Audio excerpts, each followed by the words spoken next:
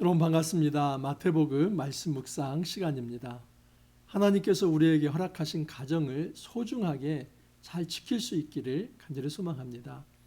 여러분 모든 가정 위에 하늘의 평화 가득 넘치기를 바라며 또 모든 가정이 천국 가정 되기를 기원하며 축복합니다.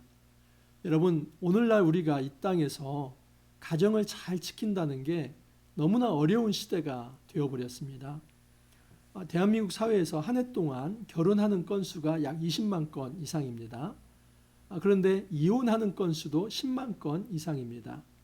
물론 이것을 단순 비교할 수는 없습니다. 왜냐하면 전 연령대에 걸쳐서 결혼도 하고 전 연령대에 걸쳐서 이혼도 하기 때문입니다. 그런데 대개 결혼은 20대에서 30대가 하고 또 이 이혼 같은 경우는 황혼 이혼도 많기 때문에 1년에 결혼한 쌍이 그렇게 이제 반절은 이혼한다 그렇게 말할 수는 없는 것입니다. 하지만 1년 동안 이 결혼 대비 이혼율을 한번 생각해 본다면 50%가 되는 것이죠. 굉장히 높은 수치입니다. OECD 국가에서 9위, 아시아 국가에서는 1위입니다. 제가 볼 때는 굉장히 심각한 문제인데 우리는 더 이상 이 이혼을 그렇게 생경하게 받아들이지도 않고 또 심각하게 생각하지도 않습니다. 그냥 뭐 하면 할 수 있는 거지. 뭐 뜻이 안 맞고 또 정말 정 살기 어렵다면 따로 사는 것도 좋은 방법이지. 그래서 이혼이 하나의 어떤 그 시대의 정신이 되어버렸고 또 문화가 되어버렸습니다. 여러분 과거에 우리 부모님들 이렇게 함부로 이혼 못했죠. 부부 금슬이 우리보다 부모 세대가 더 좋았기 때문입니까? 또는 뭐 도덕적, 윤리적 가정을 지켜야겠다는 그런 어떤 의지가 더 강했기 때문입니까? 물론 그것도 있겠지만 여러분 과거에 아버님 세대에는 주로 남성들이 이제 직장에서 일을 했습니다. 그리고 여성은 이제 가사 일을 돌봤죠. 그래서 이제 이 경제적 능력이 여성들에게는 상대적으로 좀 적기 때문에 이혼한 후에 살아가는 것이 너무 막막한 겁니다. 그래서 대개 이혼을 선택하지 않습니다. 힘들어도 그냥 같이 참고 사는 것이죠. 하지만 오늘날은 이제 시대가 달라졌습니다. 남성이든 여성이든 거의 직장 일을 합니다. 그러면서 이제 그 경제적 수입이 있기 때문에 뜻이 안 맞으면 이혼할 수 있다라고 생각을 하고 주위에서 그런 이혼한 어떤 사례들이 너무 많기 때문에 이제 우리는 그것을 이상하게 생각하기보다는 그냥 한 시대의 흐름으로 받아들이고 있습니다. 자, 그렇다면 그리스도인은 어떻게 생각해야 할까요? 그리스도인은 이 결혼에 대해서, 이혼에 대해서, 특별히 오늘은 독신의 문제도 같이 얘기를 합니다. 결혼과 이혼과 독신에 대해서 우리가 어떻게 생각해야 할지 오늘 말씀 마태복음 19장 1절에서 12절에서 살펴보도록 하겠습니다.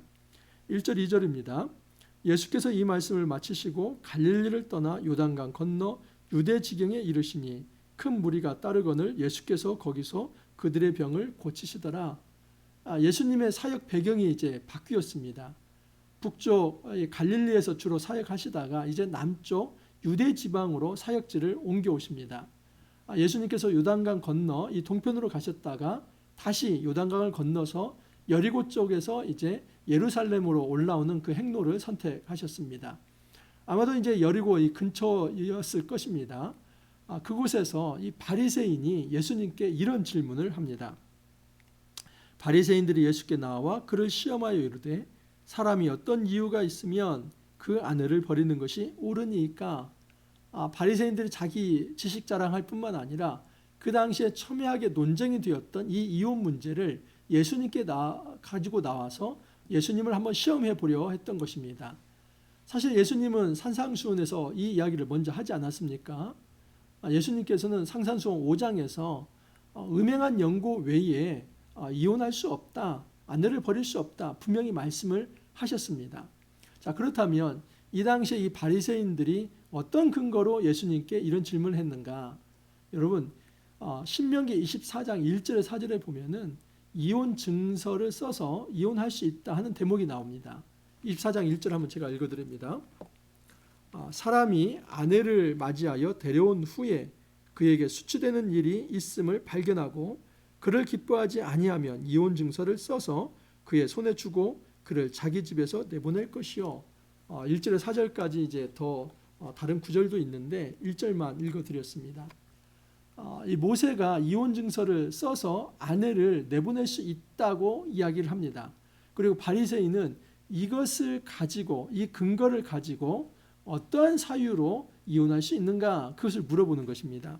여기 보면은 수치되는 일이 있음을 발견하고 그를 기뻐하지 않는다면 이혼 증서를 써서 이혼할 수 있다. 그렇게 모세가 이야기를 했던 것입니다. 여기에 대해서 이제 이 랍비들 중에서도 이제 샴마이 학파가 있고 또 힐렐 학파가 있습니다. 이 두 학파가 이제 해석에 대해서 아주 첨예한 다른 해석을 합니다. 힐렐 학파는 어떤 이유에서든 이혼은 가능하다. 다시 말해서 그 가능한 사례는 이유는 남편이 정하면 되는 것이다. 남편이 기뻐하지 않는 일이라고 한다면 그냥 이혼 증서를 써서 이혼할 수 있다. 이것이 힐렐 학파입니다. 하지만 샴마이 학파는 그것을 굉장히 축소시켜 가지고 여성이 그 어떤 음행한 연고 그거 외에는 이혼 증서를 써줄 수 없다. 그렇게 이제 아주 국한을 시켜버립니다. 여러분 한 가지 좀 우리가 이해할 것은 뭐냐면 그 당시에 가부장적 문화에서 이혼에 대한 주권이 여성에게는 없었습니다. 그래서 이혼에 대한 모든 이 주권을 남성이 가지고 있었습니다. 그래서 남성이 이혼 증서를 써서 이혼할 수 있는 것입니다. 자, 그런데 문제는 무엇이냐면 이 이혼 증서가 아주 오남용이 된 것입니다. 사실은 모세가 처음에 이 이혼 증서를 써서 이혼할 수 있다 하는 것은 이혼을 어렵게 만든 사회적 안전장치이고 어떻게 보면 여성의 인권을 보장하는 그런 안전장치입니다. 만약에 이런 이혼 증서도 없이 남성이 자기 마음이 안 맞는다고 해서 이혼을 하고 그러면 사회 질서가 무너지기 때문에 이혼 증서가 있어야 한다. 그리고 이 이혼 증서는 이제 제사장이나 어떤 이제 레위인 그룹에서 관리를 했습니다. 그렇기 때문에 모세가 처음에 얘기한 것은 이혼하지 말라는 것이죠. 할 수만 있으면 이혼하지 말라. 하지만 정말 부득이한 사유가 있다면 이혼할 수 있다라고 얘기를 합니다. 근데 그 부득이한 사유에 대해서 신명기에서는 자세히 얘기하지 않습니다. 근데 그것에 대해서 이 샴마이 학파는 음행한 연고 외라고 하는 거예요. 그래서 음행이라고 하는 것은 이제 이혼 사유가 된다는 것을 얘기하고 지금 이 예수님도 마태복음 5장에서 이 산상수훈을 통해서 음행한 연고 외에는 이혼할 수 없다고 하는 것을 볼 때 예수님 역시도 이제 샴마이 학파의 그 의견을 좀 받아들인 것으로 볼 수 있습니다. 여러분, 예수님은 어떻게 대답을 하실까요? 자, 산상수훈에서도 이것을 다룬 적이 있지만은 예수님은 이 이혼 문제를 어떻게 다루실까? 한번 그 대답을 보겠습니다. 예수께서 대답하여 이르시되 사람을 지으신 이가 본래 그들을 남자와 여자로 지으시고 말씀하시기를 그러므로 사람이 그 부모를 떠나서 아내에게 합하여 그 둘이 한 몸이 될지니라 하신 것을 읽지 못하였느냐. 그런즉 이제 둘이 아니요 한 몸이니 그러므로 하나님이 짝지어 주신 것을 사람이 나누지 못할지니라 하시니 바리새인은 이제 모세 오경을 근거로 가지고 어떤 경우에 이혼 가능합니까? 이걸 물어봤지만 예수님은 사실은 이혼하지 말라고 얘기를 합니다. 그러면서 무엇을 근거로 그렇게 말씀을 하시냐면 2장 창세기입니다. 창세기 2장 24절 말씀을 가지고 말씀을 합니다. 그러므로 남자가 부모를 떠나 그의 아내와 합하여 둘이 한 몸을 이룰지니라. 여러분 창세기 2장 24절에서 이제 남자와 여자가 한 몸이 된다는 것, 이것이 바로 결혼입니다. 이 결혼 제도를 이렇게 선포를 하신 것이죠. 예수님은 이 창세기에 나와 있는 이 창조의 질서, 창조의 원리를 가지고 이렇게 말씀하신 것입니다. 사람이 그 부모를 떠나서 아내에게 합하여 그 둘이 한 몸이 될지니라. 그래서 한 몸이니 하나님이 짝지어 주신 것을 사람이 나누지 못할 것이라. 그래서 본질적으로 근본적으로 이혼하면 안 된다 하는 것이 예수님의 의견입니다. 그래서 이제 부부는 한 몸이 되었기 때문에 함부로 이혼을 선택해서는 안 된다 하는 것입니다. 여러분 하지만 여기에 대해서 이제 예외 조항이 있지요. 7절에 이제 그렇게 이제 이 얘기를 들으니까 다시 이렇게 물어봅니다. 여짜오되 그러면 어찌하여 모세는 이혼 증서를 써 주어서 버리라 명하였나이까. 이제 이 사람들이 아니 그러면 모세는 왜 이혼 증서를 써서 그렇게 아내를 내보내라고 얘기했습니까? 이렇게 따져 묻는 겁니다. 예수께서 이르시되 모세가 너희 마음의 완악함 때문에 아내 버림을 허락하였거니와 본래는 그렇지 아니하니라. 모세가 이렇게 한 것은 너희들의 마음이 완악하기 때문에 함부로 이 가부장적 자세로 남성주의 어떤 시각으로 여성을 쉽게 버리기 때문에 그렇게 쉽게 버리지 못하도록 사회적 안전장치를 한 것이다. 하지만 본래는 그렇지 않다. 본래는 뭡니까? 창조의 정신이죠. 창조의 정신은 사람이 그 부모를 떠나서 아내에게 합하여 그 둘이 한 몸이 되는 것입니다. 남자와 여자가 결혼하여서 한 몸이 되고 그 한 몸은 사람이 함부로 나눌 수 없다. 이것이 창조의 질서의 원리입니다. 자, 그렇지만 예수님도 이렇게 말씀을 합니다. 내가 너희에게 말하노니 누구든지 음행한 이유 외에 아내를 버리고 다른 데 장가드는 자는 간음함이니라 하면서 예수님도 본질적으로는 이혼을 금하시지만 이혼을 할 수 있는 예외 조항 하나를 두는데 그것은 외도 문제입니다. 간음을 행하는 것, 음행을 행하는 것입니다. 여러분 하지만 이것이 하나의 사례이지 오늘날에 사실은 이 결혼과 이혼에 있어서 이 이혼할 수 있는 이 사례가 단지 음행의 문제만은 아닌 것이죠. 왜냐하면 여러분 오늘날 이 폭력적인 것도 굉장히 강하지 않습니까? 남성이든 여성이든 그냥 폭력을 가지고 예를 들어서 칼을 휘두른다든지 그래서 너무나 이 어떤 그 육체와 정서를 심리를 그 마음을 완전히 노예처럼 그렇게 폭력적으로 행한다고 한다면 이혼 사유가 됩니다. 또는 육체적으로 또는 어떤 이제 정서적으로 경제적으로 그렇게 책임을 다해야 하는데 배우자가 책임을 다하지 않았을 때 경제적이나 육체적이나 또는 사회적이나 정서적으로 책임을 다하지 않았을 때도 이혼 사유가 되는 것이죠. 그래서 심각한 또 성격 차이가 있어서 도저히 같이 살 수 없는 경우도 이혼 사유가 되기도 합니다. 근데 성경은 지금 특별히 예수님은 이것을 굉장히 좁혀 놓습니다. 음행한 연고라고 했을 때는 가능하다면 이혼할 수 없다. 가능하다면 이혼하지 말아라. 정말 가정을 깰 만큼의 그런 특별한 사유가 아닌 이상은 이혼하지 마라. 그렇게 권면을 하는 것입니다. 자, 그러자 제자들이 이제 이렇게 따져 묻습니다. 제자들이 이르되 만일 사람이 아내에게 이같이 할진대 장가들지 않는 것이 좋겠나이다. 예수께서 이르시되 사람마다 이 말을 받지 못하고 오직 타고난 자라야 할지니라. 어머니의 태로부터 된 고자도 있고 사람이 만든 고자도 있고 천국을 위하여 스스로 된 고자도 있도다. 이 말을 받을 만한 자는 받을지어다. 여기까지 얘기를 들으니까 너무나 충격을 받은 것이죠. 왜냐하면 그 당시에 남성이 마음만 먹으면 여성을 내쫓을 수 있는데 그 이혼 증서 하나를 가지고 근데 예수님은 그 이혼 증서 함부로 남발하지 말고 음행한 연고 외에는 그렇게 여성을 내쫓을 수도 없다. 그러니까 아주 정말 이혼 사유가 되지 않는다면 이혼해서는 안 된다. 하나님이 짝지어 주신 것을 나눌 수 없다. 이 충격적인 얘기를 듣자 이렇게 물어보는 거죠. 그러면 혼자 사는 게 좋겠네요. 근데 예수님이 여기에 대해서 물론 태어날 때부터 고자된 자, 그 사람은 혼자 사는 게 좋다. 그리고 이제 사람이 만든 고자, 그러니까 이것은 후천적인 고자가 될 수도 있겠죠. 후천적으로 또 고자가 되는 경우도 이제 독신하는 게 좋겠다. 그리고 또 하나는 하나님 나라를 위해서 독신을 선택한다면 그 독신도 좋은 것이다라고 얘기를 합니다. 여러분 결혼이든 독신이든 그것은 선택의 문제입니다. 결혼이 독신보다 더 낫다. 그것은 아닙니다. 또는 독신이 결혼보다 낫다. 그것도 아닙니다. 결혼이든 독신이든 하나님 나라 백성으로서 선택할 수 있는 것입니다. 다만 지금 여기서 더 강조하는 것은 무엇이냐면 이혼의 문제입니다. 결혼했다면 정말 책임감 있게 결혼을 하고 그 선택에 대해서 끝까지 책임질 수 있는 자세가 필요하다는 겁니다. 여러분, 이혼 문제 이전에 우리는 결혼을 먼저 생각해야만 합니다.